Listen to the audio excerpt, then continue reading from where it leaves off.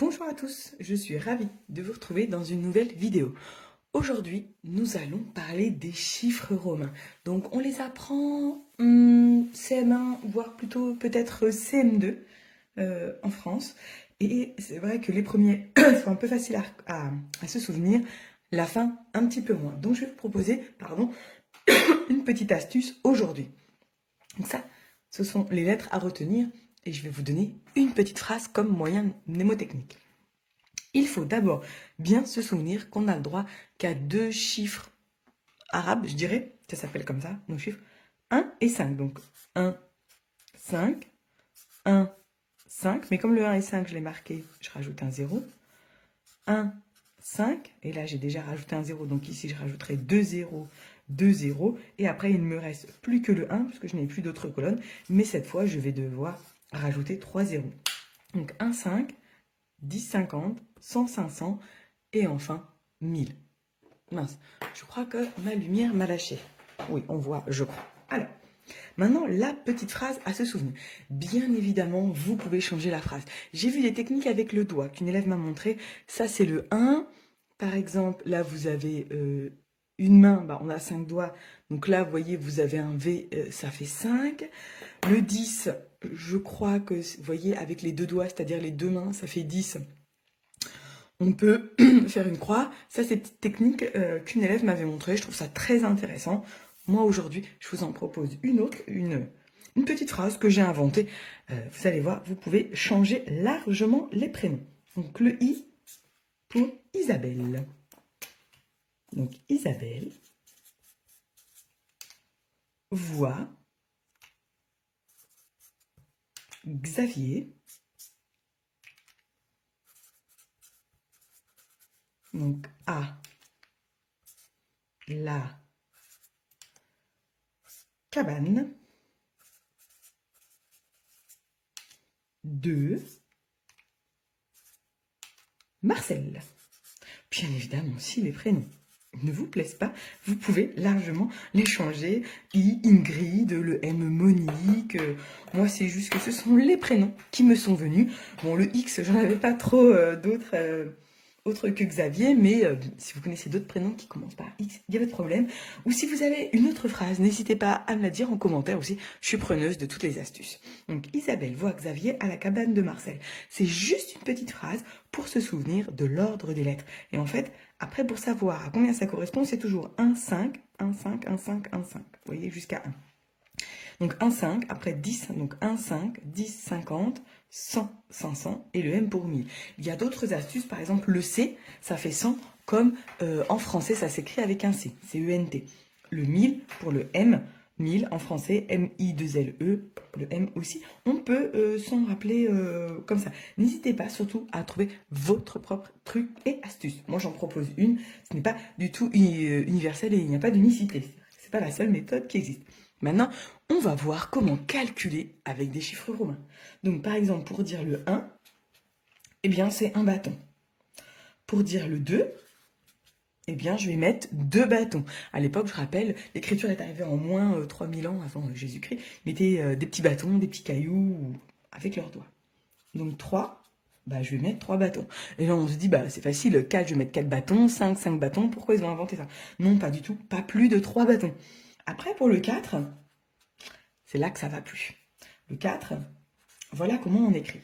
Alors, pourquoi? Ici, le 1, il est plus petit que le V. Donc, du coup, ça va pas. Pour compter en chiffres romains, oui, je vais avoir un crayon ici. Donc, le 1 étant plus petit, je dois faire, ici, oui, en crayon, je sais pas si vous allez le voir, en fait.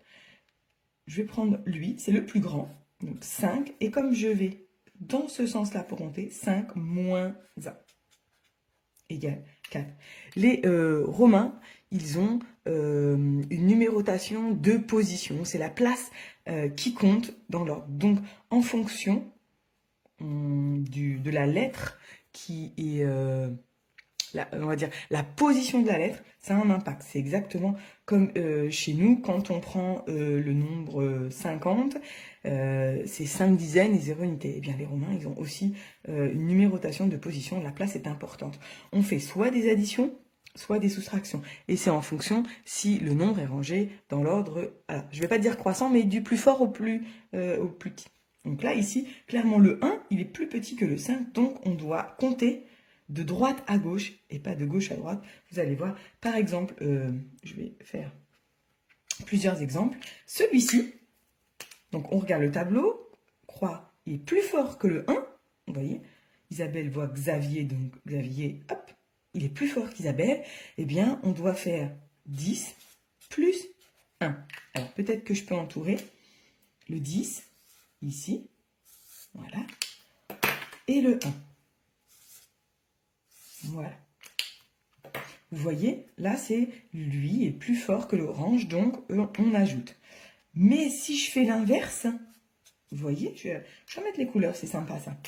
Ah, le rose, ici, il est plus fort que l'orange, mais il est rangé après. C'est-à-dire que pour compter, je dois aller dans le sens inverse. Et je dois faire 10 moins 1.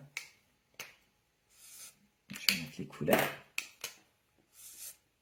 Et donc 10 moins 1, ça fait 9 chez nous. Je vais vous proposer plusieurs exemples. Donc par exemple, celui-ci. Là, ils sont identiques. Donc je vais mettre 3 roses. Il n'y a pas de plus fort. Et donc je dois faire 10 plus 10 plus 10.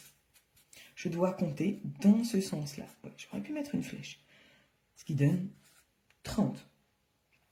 Par exemple, celui-ci. Il faut regarder la place. Donc lui, ok. Celui d'après, il est moins fort. Donc c'est bon. Je vais prendre une troisième couleur. Peut-être qu'on pourrait mettre, j'aurais pu mettre des couleurs effectivement dans chaque tableau. Et eux, ils sont moins forts. Donc du coup, après je prends la correspondance. Donc ça fait 10 plus celui-ci vaut 5. Le bâton vaut 1 et le bâton vaut 1. C'est-à-dire 10 plus 5, 15, plus 1, 16, plus 1, 17. Si je fais LX. Oui, c'est vrai que j'avais fait le bâton, je sais pas. Il faut regarder la place des deux. Donc, je referai peut-être une vidéo quand ma chaîne YouTube sera faite. Hein. Vraiment, je manque de temps, j'aimerais vraiment la faire. Et le X, est-ce qu'il est moins fort? Oui. Donc là, ils sont bien rangés. Vous voyez, du plus fort, c'est-à-dire du plus grand au plus petit. Donc, on doit ajouter. C'est-à-dire, dans ce sens-là, on fait plus. Dans ce sens-là, on fait moins. Donc là, hop, on a compté plus. Là, on fait plus. Donc, ça fait 50 plus 10 égale 60. Mais si je faisais l'inverse, vous voyez, l'inverse, ici, il ne serait pas rangé du plus fort au plus petit, le plus fort étant celui-ci. Donc, on devrait compter en allant vers la gauche et on doit faire ce qu'on appelle ici une soustraction. Donc, on doit toujours commencer par le plus grand, c'est-à-dire 50, mais cette fois, on doit faire moins 10, ce qui me donne donc 40. On va essayer de traduire notre année, parce que je ne veux pas que la vidéo soit trop longue. Donc, allez, 2024, donc 2000, on prendrait 2N. Et après, on a 24, donc 20, on peut faire 2 fois 10.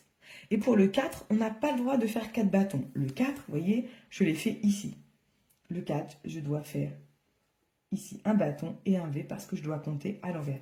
Donc ici, j'ai 1000 plus 1000, 2000. 10 plus 10, 20. Donc 2000, 20. Et ici, j'ai le 4. 2024. Et voilà comment on pourrait écrire notre année 2024 en chiffres romains. Je ferai peut-être une vidéo un petit peu plus longue dès que ma chaîne YouTube sera faite. Je sais que je n'arrête pas de le dire, mais voilà, il m'est arrivé des soucis personnels et du coup, je dois ralentir un petit peu côté professionnel pour me consacrer à ça. Mais j'espère vraiment que ce mois-ci, je pourrai mettre en ligne toutes les vidéos de ma page Facebook pour que vous puissiez les retrouver beaucoup plus facilement pour vous. Eh bien, écoutez, si vous avez d'autres astuces, je le répète, sur les chiffres romains, je suis preneuse. N'hésitez pas à me les dire en commentaire. Merci beaucoup et moi, je vous dis ciao, ciao dans une prochaine vidéo. Bye bye.